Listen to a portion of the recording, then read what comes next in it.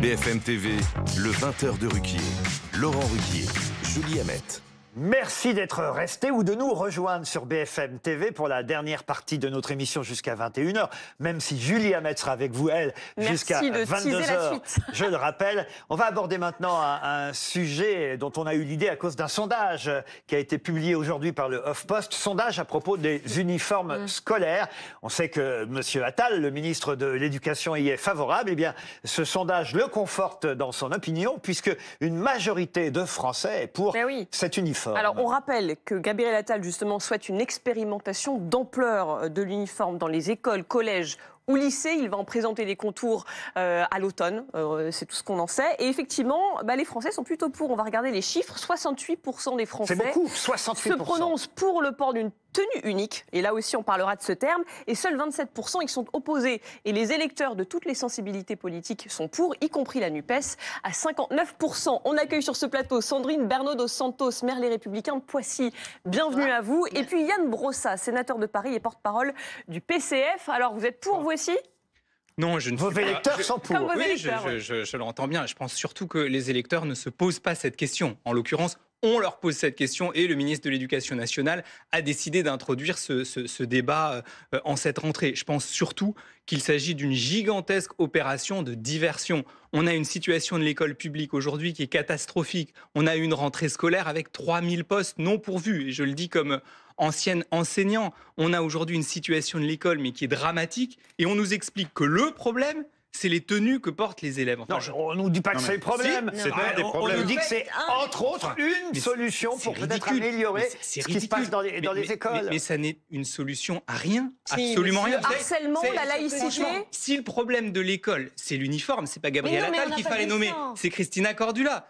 Tout ça est ridicule. Est-ce que ça peut pas être un camouflage social, les inégalités, le harcèlement, la laïcité? Oui, mais le problème, on a du temps. Alors, pas tout le monde en même temps. Laissez parler, Monsieur Brossat. Terminez. Le problème, c'est pas de cacher les inégalités scolaires, c'est comment on lutte contre les inégalités scolaires. Comment on fait en sorte que, notamment dans nos quartiers populaires, on ait des profs devant les gamins, qu'on n'ait pas systématiquement des profs non remplacés quand un professeur a un problème. C'est quand même ça le sujet. Et donc, effectivement, on peut dire ça camoufle les inégalités scolaires. Mais le vrai sujet, c'est les inégalités scolaires. Et c'est que la France est devenue l'un des pays développés dans lesquels les inégalités scolaires sont les plus fortes. C'est ça le vrai sujet. Et c'est ce sujet qu'il faut traiter. Non, alors évidemment, où je suis d'accord, c'est une goutte d'eau dans un océan de problèmes. Ça, je suis d'accord. Mais la vertu quand même de l'uniforme ou de la tenue unique, c'est d'abord de rappeler que quand l'enfant franchit le seuil de l'école, il se métamorphose. D'enfant, il devient élève.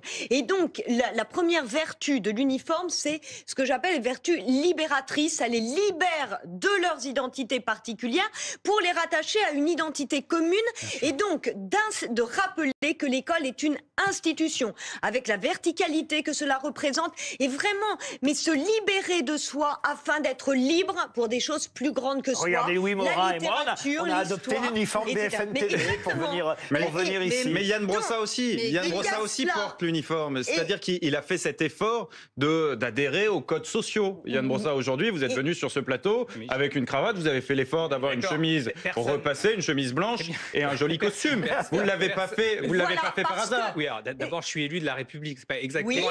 Et alors, ce sont des élèves de la République auxquels on s'adresse.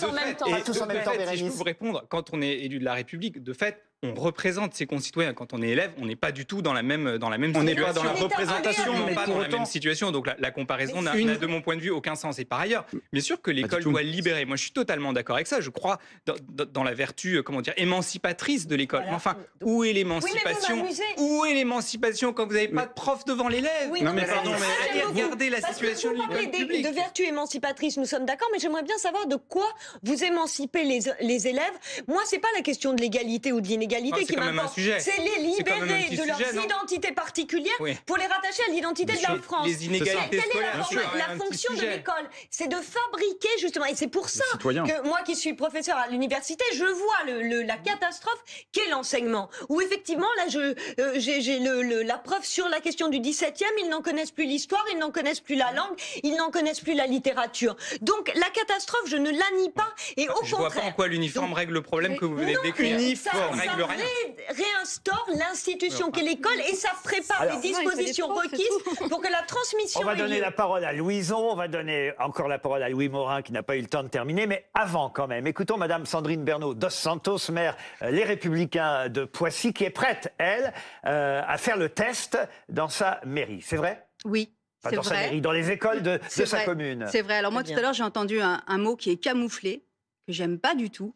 Parce que camouflé, on a l'impression que on met un peu de quelque chose devant, mais le problème est derrière. Mais porter l'uniforme à l'école, ça va... On est bien tous d'accord que ça ne va pas régler tous les problèmes. Bien sûr. C'est pas du tout, ça n'a pas pour but de régler l'intégralité des problèmes qu'on a à l'école. Et je partage votre point de vue sur beaucoup de choses. D'ailleurs, Attal le dit, il n'y a pas de solution miracle. Mais bien sûr, Moi, ce que je me dis juste, c'est que s'il y avait eu... Alors, moi, je parle de tenue uniformisée, parce que je ne veux pas d'un uniforme, je ne suis pas spécialement pour l'uniforme avec la jupe plissée et la petite veste. Ça, on y viendra après. Quelle tenue ? Parce que ça, c'est encore un autre problème. Mais si on avait eu peut-être à la rentrée une tenue uniformisée, au lieu de passer 3 semaines ou un mois sur la baya, on aurait peut-être passé 3 semaines ou un mois sur comment on règle les manques de profs. Moi, ma fille, elle est ado. Elle a eu 1 heure d'espagnol depuis le début de l'année. C'est ça le vrai sujet. Voilà, donc, mais c'est uniforme ou pas, elle aurait eu. Oui, mais on n'aurait pas, au lieu de parler de la baya pendant 3 semaines, on serait peut-être concentré sur des sujets. Juste un mot, parce que vous avez un maire de province, LR lui aussi, qui s'appelle Olivier Lavenca, que vous connaissez peut-être. Je n'ai pas bien compris, peut-être vous allez pouvoir m'expliquer ce qu'il a voulu dire en disant « Moi j'ai essayé ».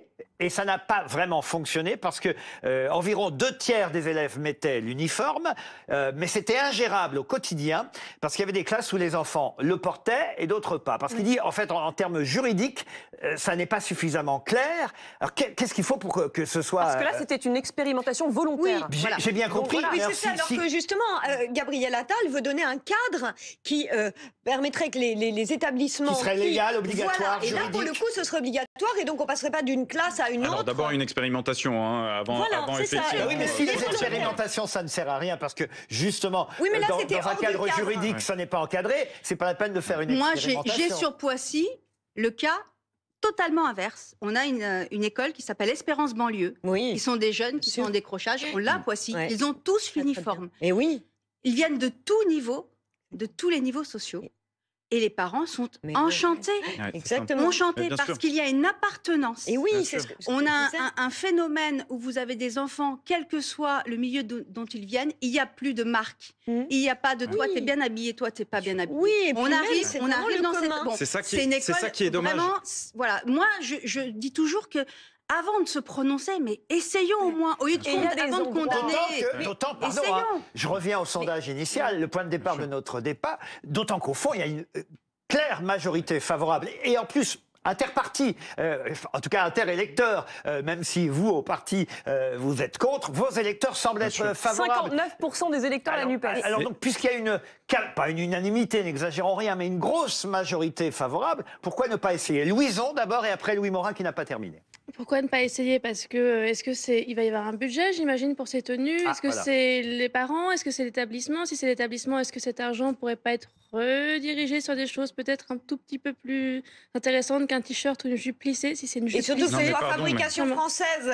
Oui, non, mais voilà, donc ça pose déjà, ça ouvre plein de questions qui, à mon avis, font un peu écran de fumée par rapport au fait que si les élèves sont pas bons quand ils arrivent à votre niveau, c'est parce qu'il n'y a pas de prof en face, c'est pas parce qu'ils ont un jean taille basse. Mais il s'agit d'arrêter de dévier le débat. Mais oui, parce que c'est pas ça que je dis depuis le début. C'est pas le débat. Non mais Bérénice, s'il te plaît, si je peux simplement aussi essayer d'en placer une. Louis Morin d'abord, Bérénice Levé, Louis Morin d'abord. Moi, ce qui me choque, Yann Brossard, c'est que j'entends bien évidemment vos arguments. Il est soutenu par Louison, vous l'aurez compris. Et j'ai bien vu qu'il était soutenu par Louison. Mais vous vous éloignez des valeurs fondamentales du PCF. En réalité, Yann Brossard. Le communiste n'a jamais défendu l'uniforme. Non, mais en réalité, l'uniforme, c'est une valeur profondément républicaine. Uniforme. On fait une seule forme. On fait des individualités, un tout, et on permet aux élèves de la République, justement, de se reconnaître parmi les leurs. Voilà à quoi sert l'uniforme. C'est extrêmement beau, finalement, de se dire qu'effectivement, on s'introduit dans une communauté, qu'on n'est pas seul. Voilà, qu'on est effectivement citoyen de la République. Et c'est ça le symbole de l'uniforme. C'est en ça que c'est intéressant. Et par ailleurs, l'uniforme, on l'a évoqué tout à l'heure, ça permet aussi de gommer un certain nombre d'injustices sociales. Parce que les marques dans les établissements, c'est une réalité aussi. Et les enfants qui sont les plus défavorisés, ce sont eux qui souffrent justement de l'absence de possibilité d'avoir les marques les plus onéreuses. À condition, effectivement, et là on revient à la tenue qui devrait être choisie, s'il y en a une qui est choisie un jour, à condition que ces tenues soient effectivement les mêmes pour tout le monde, soient peut-être payées par la commune ou par l'État. Non, mais dans tous les cas, ils avaient acheté un t-shirt. Je suis assez vieux pour avoir porté une blouse à l'école, parce que je crois que c'est en 1968 que ça s'est arrêté, la blouse. Donc pendant au moins 2 ou 3 ans, j'ai porté une blouse. Et c'est vrai qu'il y en a qui avaient des belles blouses et d'autres des vilaines blouses. C'est comme ça. Des blouses qui coûtaient plus cher que d'autres. Mais on peut se mettre d'accord et mettre en place des règles qui permettent effectivement que tout le monde ait exactement le même type de vêtements. Tout ça, pardonnez-moi, mais ce sont des arguments tout simplement pour dévier le débat. Le débat, il est très simple en réalité. Et effectivement, il y aura un certain nombre de points. Il faudra faire des réunions pour savoir exactement comment est-ce qu'on met les choses en place. Mais tout ça, ça se solutionne extrêmement facilement. Bérénice Levé. Attendez, juste Bérénice. Je vous donne la parole, mais il faut que vous compreniez. Non, là, justement... Je vais vous expliquer l'émission et aux téléspectateurs aussi. Pour le trombinoscope, il faut aller très vite parce qu'on fait défiler des images. Mais là, on a du temps. On est ensemble jusqu'à 21h05. Ne vous chevauchez pas, ne vous interrompez pas. Vous avez le temps de vous exprimer. Et maintenant, c'est à vous, Bérénice Levé. Je ne voudrais pas qu'il y ait de confusion, qu'on ne me croit pas plus naïve que je suis. Il ne s'agit absolument pas de croire que c'est la clé de tout. Mais je dis simplement que ça rappelle que l'école est une institution et surtout que ça installe l'élève dans des dispositions qui sont propices à la transmission du savoir. Mais évidemment que pour que transmission il faut qu'il y ait des professeurs et des professeurs formés, pas des professeurs choisis sur des speed dating ou je ne sais quoi. Donc pas de confusion, je ne dis absolument pas que c'est la clé de tout. D'autant qu'il y a des endroits où c'est mise en place. Et ça marche. La Nouvelle-Calédonie, depuis 2017, soutenue par 92% des parents qui en sont complètement satisfaits. En Martinique, un tiers des établissements le proposent. En Grande-Bretagne, pour le coup, les écoles, elles ont le choix. Pour autant, 80% des établissements ont décidé de le mettre en place. Et là encore, ça marche. Donc, si on demandait aux Français s'ils sont favorables à ce qu'on embauche des enseignants, à ce qu'on arrête d'avoir recours au job dating, vous le disiez tout à l'heure, pour recruter des enseignants. Vous vous rendez compte qu'à Paris, dans le 19e arrondissement, il y a une enseignante qui vient d'être embauchée. Vous savez quel âge elle a ? 83 ans. 83 ans. Voilà où on en est. On a une telle clochardisation de l'éducation nationale qu'on se retrouve à embaucher des gens qui ont 83 ans. 83 ans. Mais où est-ce qu'on l'a trouvé ? Mais d'accord. On la salue. Je ne le conteste absolument pas. Mais je considère qu'à cet âge-là, on doit pouvoir profiter de sa retraite. Mais elle a peut-être envie d'enseigner. Très bien. Et on trouvera toujours des gens qui ont des idées farfelues. Non, à 83 ans, on profite de sa retraite. Simplement, pour revenir au sujet, Louis Morin. Là, vous avez trouvé un cas. Louis Morin. Oui, mais avant, ça n'arrivait pas. Juste pour revenir à ce que disait Louis Morin. La vraie question, effectivement, c'est la question de l'idéal républicain. Comment on fait en sorte de faire vivre l'idéal républicain ? Et comment l'école contribue à ça ? Ce qui tue l'idéal républicain aujourd'hui, c'est que les gamins, selon le lieu dans lequel ils habitent, selon la profession de leurs parents, ne réussissent pas du tout de la même manière. C'est ça le vrai sujet. Et donc on peut essayer de camoufler les inégalités scolaires, mais c'est pas comme ça qu'on règle le problème.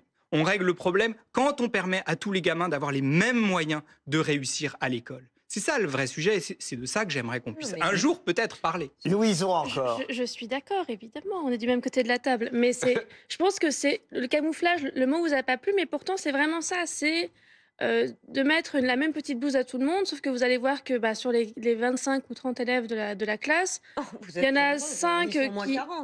Il y en a 5 qui vont peut-être partir en vacances, 5 qui vont pas partir en vacances, 5 qui vont avoir un téléphone d'une marque. Oui, mais ça se voit moins. Ça se voit moins. Non, mais en fait, l'inégalité persiste. Et le harcèlement dont on parlait... Ce qui compte, c'est le moment où ils sont à l'école. Effectivement. Oui, mais ça ne choque pas. Il y aura effectivement d'autres humiliations, ça on le sait, forcément. C'est des adolescents, c'est des enfants. Et hélas, j'ai bien peur que ça ne change pas. Ça change rien du tout, même. Je suis pas sûr. Moi, j'y suis plutôt favorable. Alors, contrairement à mon voisin, je pense que testons. Voilà. Oui. Très bien. Mais je pense que c'est pas une bonne idée. Mais testons, comme ça on est sûr. C'est ce que dit le gouvernement. Testons. Mais c'est pas ça qui va arriver. On ne va pas exonérer Gabriel Attal de ses autres responsabilités. Et effectivement, ça ne doit pas. Testons, mais dernier point. quel uniforme? Parce que ça, c'est une vraie question. Pas de jupe plissée, tout le monde est d'accord. Ou alors pour les garçons et pour les filles. Voilà. À l'écossaise. À l'écossaise, voilà.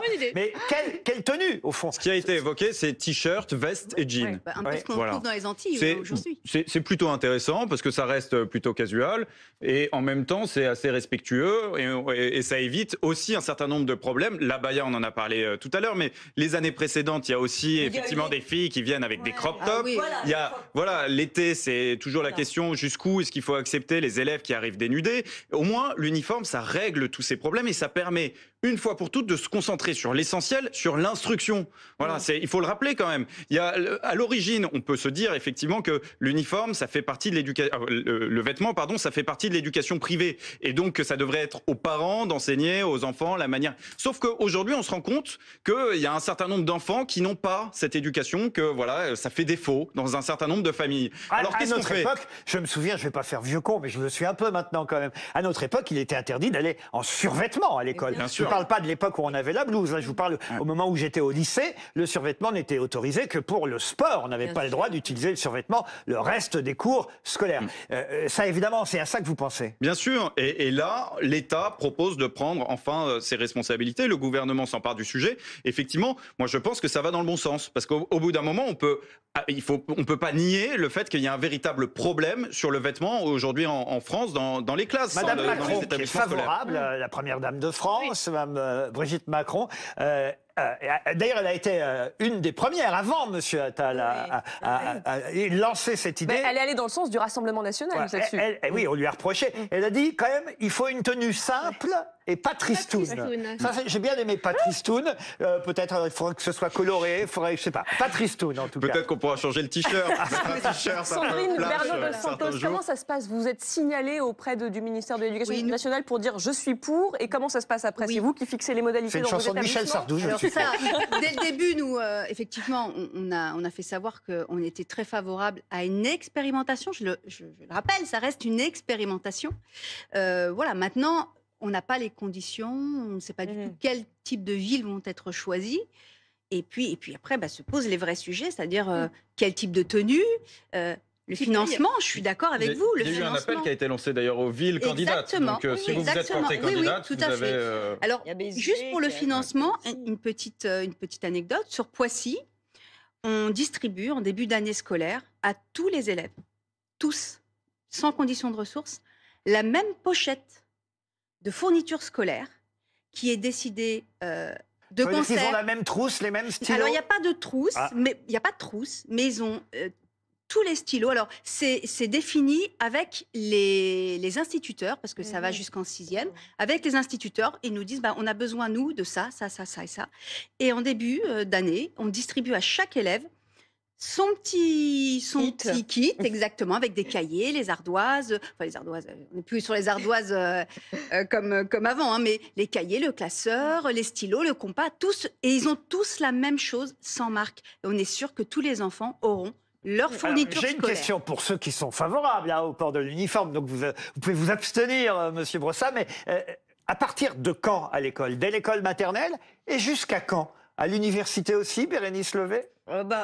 Pourquoi pas? Vous savez, il y a les suites de la Sorbonne, Université Sorbonne, et ils se plaisent, ils plaisent énormément. Mais est-ce que c'est pas l'âge où on a quand même envie de s'exprimer via ces vêtements aussi? Mais oui, mais ça peut être en dehors de l'établissement, de toute façon. Donc moi, vraiment, je suis très attachée à cette idée de métamorphose. Quand vous franchissez le seuil de l'école, de même que nous, professeurs, on entre en scène et on se métamorphose aussi. On n'est plus l'être privé, on devient un professeur chargé de transmettre les humanités.